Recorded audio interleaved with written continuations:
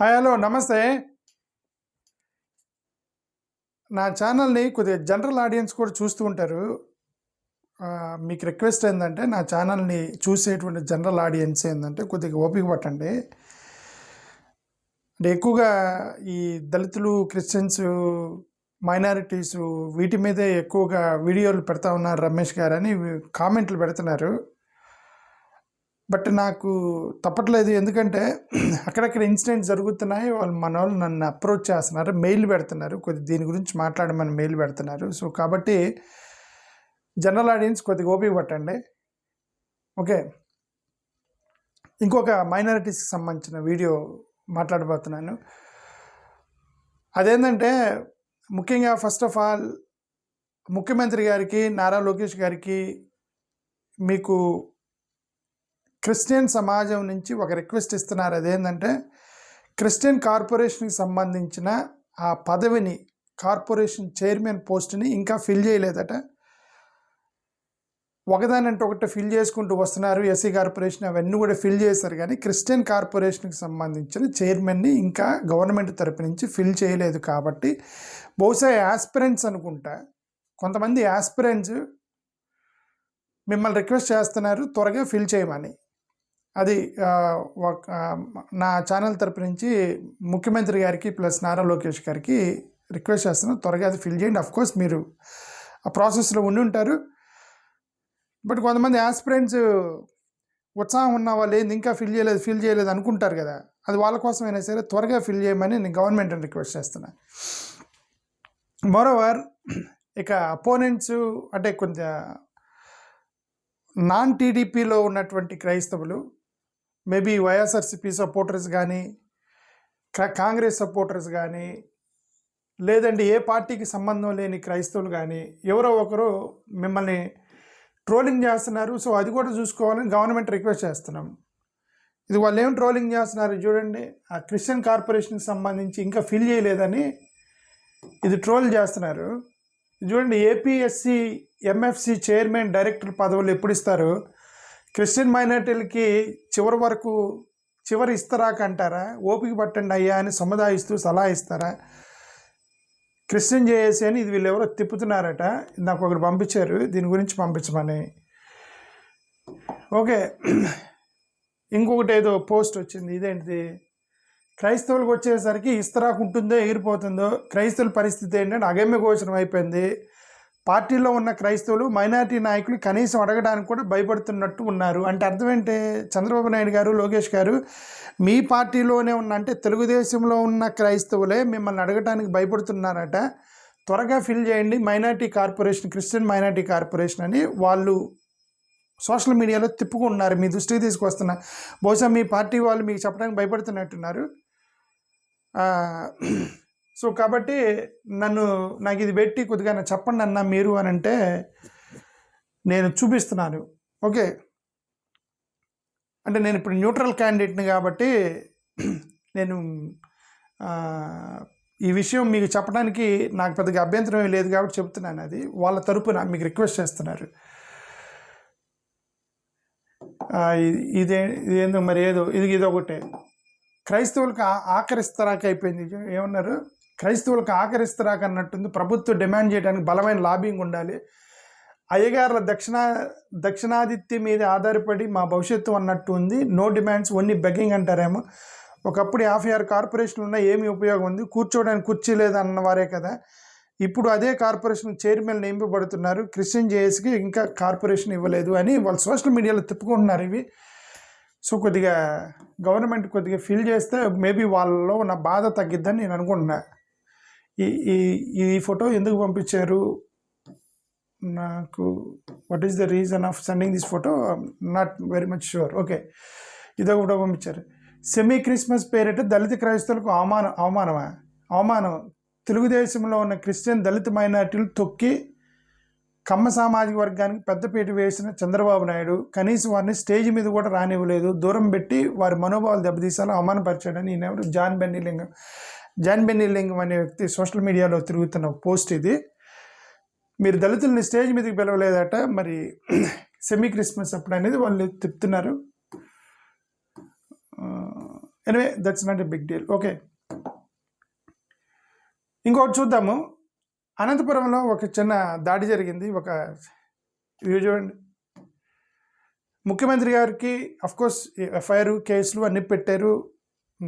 ముఖ్యమంత్రి గారికి, లోకేష్ గారికి మా రిక్వెస్ట్ ఏంటంటే ఈ దాడులు ఆగట్లేదు, ఎందుకు జరుగుతున్నాయో తెలియదు. మీరు స్ట్రిక్ట్గా యాక్షన్ తీసుకోవాలి, 100% మీరు స్ట్రిక్ట్గా యాక్షన్ తీసుకోవాలి. ఓకే, మరి ఇది ఆగటానికి మీరే చెప్పండి. ఇది మాకు తెలియదు, ప్రభుత్వంలో ఉన్నది మీరే చెప్పాలి ఎలా ఆపాలో, ఇవన్నీ దాడులన్నీ ఎలా ఆపాలి. ఓకే, ఇది చూడండి, అక్కడ ఎవరో ఒక చర్చ్ బండేట, అది చర్చిలో వాళ్ళు వెళ్ళారట. చర్చ్ వాళ్ళు అక్కడ ఏదో గ్రామానికి వెళ్ళారట. ఆ గ్రామంలో వెళ్తుంటే నిన్న జరిగిన ఇన్సిడెంట్, కర్రలు రాడ్డులు తీసుకొని ఆ చర్చ్ వెహికల్ మొత్తాన్ని తగలబెడతానికి వెళ్ళారట. కొట్టారట, కర్రలు తీసుకొని కొట్టారట, గ్లాసులు అద్దాల బాగా కొట్టారు. క్లియర్గా కనిపిస్తుంది మీకు. ఓకే, ఇది ఎందుకు చేశారంటే తెలీదు, ఎందుకు చేశారో తెలీదు. వాళ్ళు ఏమంటారు, వాళ్ళు నాకు వచ్చిన ఇది వర్షన్ చదువుతున్నాను చూడండి. ఇది నాకు ఇది ప్రదీప్ కుమార్ పంపించింది. నాకు ఇట్లాంటి నేను ప్రదీప్ కుమార్ పంపిస్తాడు, నేను అది మీకు చదువుతున్నా. ఓకే, అనంతపురం కోర్టు రోడ్లో ఉండే గాస్పల్ చర్చ్ తరపున స్వార్థ పర్యటించడానికి వెళ్ళిన వారి మీద దాడి. ఈ సంఘటన కూడేరు యూపీఎస్లో క్రైస్తవ ప్రచార వాహనంలో ఉన్న వారిపై దాడి చేసిన వారిపై ఎఫ్ఐఆర్ పెట్టారు. Okay, fine. కొట్టిన వాళ్ళందరి మీద ఎఫ్ఐఆర్ పెట్టారట. బస్సు పగలగొట్టిన వాళ్ళు. ఓకే, ఆ ఊర్లో ఇది హిందూ సమ్మేళనం జరుగుతుందట. అది ఓకే, ఈ ఊర్లో ఇది చూడండి, ఇక్కడ ఒక హిందూ సమ్మేళనం జరుగుతుంది. ఇది ఈ ఊర్లో హిందూ సమ్మేళనం జరుగుతుందట. ఇదే గ్రామానికి ఆ పాస్టరు ఆ బండి వేసుకొని వెళ్ళారట. అదే గ్రామానికి ఆయన పాస్టర్ గారికి ఆయనకి తెలియదట ఇక్కడ ఆల్రెడీ వాళ్ళకి హిందూ సమ్మేళనం జరుగుతుందని. తెలియక వెళ్ళారట వాళ్ళు. అక్కడ ఎవరో చెప్పారట అక్కడ ఆల్రెడీ హిందూ సమ్మేళనం జరుగుతుంది గ్రామంలో, ఈరోజు వద్దులే అన్నారట. సరే, వాళ్ళు వెనక్కి తిరిగి వెళ్ళిపోతున్నారట. ఎవరో వద్దన్నారని వెనక్కి తిరిగి వెళ్తుంటే దాన్ని చూసి కొంతమంది కుర్రోళ్ళు కర్రలు రాడ్డులు పట్టుకొని వెళ్ళి మొత్తం ధ్వంసం చేశారు బండిని అనేది ఇక్కడ. ఇది చూడండి ఎట్లా పగలగొట్టారా. అంత కుర్రోళ్ళు చూడండి, 16 to 20, 25 years పిల్లలు మొత్తం కూడా. వీళ్ళకి ఎందుకు ఇప్పుడు 16-17 సంవత్సరాల పిల్లలు, వాళ్ళ మీద ఇప్పుడు ఎఫ్ఐఆర్ పడింది. నా ఉద్దేశం ఏంటంటే వాళ్ళ మీద ఎఫ్ఐఆర్ పడింది. ఇప్పుడు వాళ్ళలో చదువుకున్న పిల్లలు ఉంటారు, స్కూల్ పిల్లలు ఉంటారు, కాలేజీ పిల్లలు ఉంటారు. వాళ్ళ భవిష్యత్తు అన్యాయం అయిపోయింది. ఎక్కడో పైన కూర్చొని మత విద్వేషాలు రెచ్చగొట్టే వాళ్ళు కొంతమంది ఉంటారు, వాళ్ళ మీద ఎఫ్ఐఆర్లు పడవు. వాళ్ళు బాగానే ఉంటారు, వాళ్ళు ఫ్లైట్లో తిరుగుతూ ఉంటారు, వాళ్ళ గ్రౌండ్ లెవెల్లో ఇది ఇవన్నీ చేయరు. ఓకే, ఇప్పుడు నాకు ఈ బండి పగిలిపోయిందని నాకు బాధ లేదు. నా బాధ ఏంటంటే ఈ పిల్లల మీద ఎఫ్ఐఆర్ పడింది అని బాధ. ఈ హిందూ పిల్లలు వాళ్ళు ఎందుకు రెచ్చిపోయారు, ఎందుకు వచ్చారు, పడగొట్టారు. ఇప్పుడు వీళ్ళ మీద ఎఫ్ఐఆర్ పెట్టారుగా పోలీసులు. ఆ ఎఫ్ఐఆర్ చూపిస్తాను చూడండి మీకు, ఎన్ని సెక్షన్స్ మీద పెట్టారు ఆ పిల్లల మీద. ఇది చూడండి ఎన్ని సెక్షన్ మీద కేసు పెట్టారు. ఎఫ్ఐఆర్ పడగొట్టారు, ఆ బస్ పగలు కొట్టారని ఇన్ని సెక్షన్ల మీద కేసు పెట్టారు కూడేరు పోలీస్ స్టేషన్లో. 191, 193, 126, 180 ఇన్ని సెక్షన్ల మీద కేసు పెట్టారు ఆ బస్ పగలు కొట్టిన పిల్లల మీద. అదే నా బాధ ఏంటంటే బస్సు పగలు కొట్టారని నా బాధ కాదు. అది బస్సు అంటే అది వెహికల్ అది. బట్ వీళ్ళు పిల్లలు కదండి, వీళ్ళు చదువుకునే పిల్లలు. ఈ చదువుకునే పిల్లల మీద ఇన్ని ఎఫ్ఐఆర్లు పడ్డాయి కదా. ఎవరు ఇప్పుడు వీళ్ళని రెచ్చగొట్టిన వాళ్ళు వెళ్ళి వీళ్ళందరి మీద ఎఫ్ఐఆర్లు తీపిస్తారా? వాళ్ళ తల్లిదండ్రులకి ఈ పిల్లలకి భవిష్యత్తు పాడైపోయింది, ఉద్యోగాలు రాకపోతే వాళ్ళని పోషిస్తారా పిల్లల్ని? ఓకే, అది మా బాధ అదే. అంతే. అంటే హిందూ పిల్లల మీద నువ్వేం బాధపడొద్దని కామెంట్లు పెడతారు కింద. హిందూ పిల్లల మీద బాధ అని కాదు, హిందువులైనా క్రైస్తవులైనా human beings, we are are human rights గురించి మాట్లాడుతున్నాం మేము రోజు.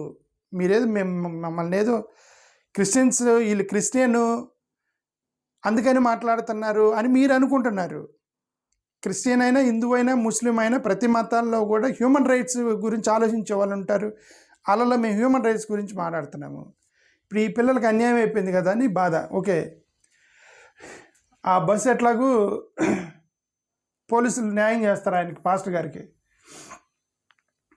అది జరిగింది, అది ఓకే. ఇక్కడ గతంలో ఇది చూడండి, మీకు ఒక ఇన్సిడెంట్ చూపిస్తున్నాను. ఇది ఇది ఈ ఇన్సిడెంట్ మీకు గుర్తుందా? ఇది ఇక్కడ ప్రొఫెసర్ చంగయ్య గారిని గతంలో యూనివర్సిటీ వెంకటేశ్వర యూనివర్సిటీలో ఒక ప్రొఫెసర్ మీద దాడి చేసినటువంటి పిల్లలు మీకు గుర్తుండే ఉండొచ్చు. ఒక యూనివర్సిటీ ప్రొఫెసర్ చంగయ్య గారి మీదనే వెళ్ళి దాడి చేశారు. వీళ్ళు కొంతమంది హిందుత్వ గ్రూపుకి సంబంధించిన పిల్లలు వెళ్ళి దాడి చేశారు. ఆ పిల్లలే మళ్ళీ నిన్న వెళ్ళి ఇంకొక దాని మీద దాడి చేశారట. ఇది చూడండి, ఇదేంటిది? Pro Hindu activist assault Dalit professor accuse him of promoting Christianity in SU Tirupati. ఇది అప్పుడు చంగయ్య గారి మీద కొట్టారు. ఇది ఈ పిల్లోడు ఉన్నాడు కదా, ఇతను కనిపిస్తున్నాడు ఒక అతనే వెళ్ళి నిన్న అదే యూనివర్సిటీ, మళ్ళీ వెంకటేశ్వర యూనివర్సిటీకి వెళ్ళి ఇంకొకటి ఏదో ప్రయత్నం చేశాడట.